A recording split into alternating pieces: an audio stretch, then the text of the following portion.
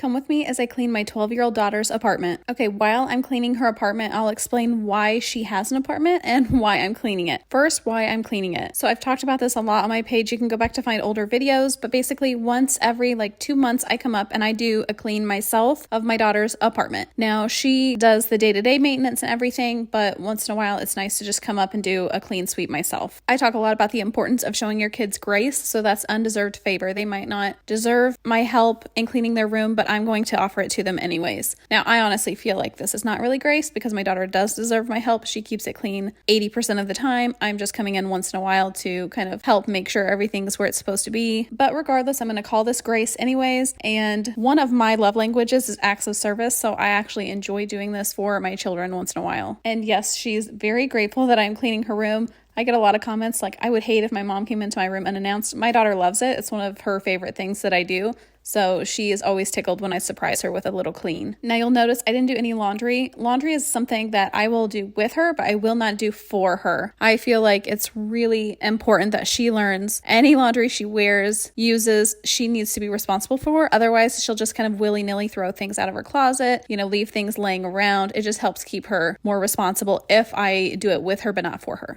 Now, why does my 12-year-old have an apartment? I actually don't call it an apartment. I just say that because a lot of people on social media call it that. But we had a house fire and it was really disheartening because we had a really low mortgage, a really good interest rate. It was like 2.5, 2.9, I don't know. It was less than 3%. We were very disheartened when we lost our house in the fire and had to start over. So we thought to ourselves, how can we turn this into a blessing?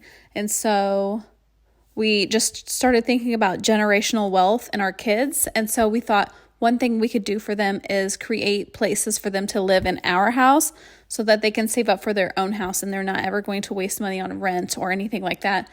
We are not millionaires, but we can create generational wealth by allowing our kids to live with us as long as possible. And in order to do that, they kind of need their own space. So we built this room above our garage for our daughter. And then our oldest son will have his apartment in the basement. And then there's 11 years between my oldest and my youngest. So he will either be in the basement as well, or he will take over hers when she moves out.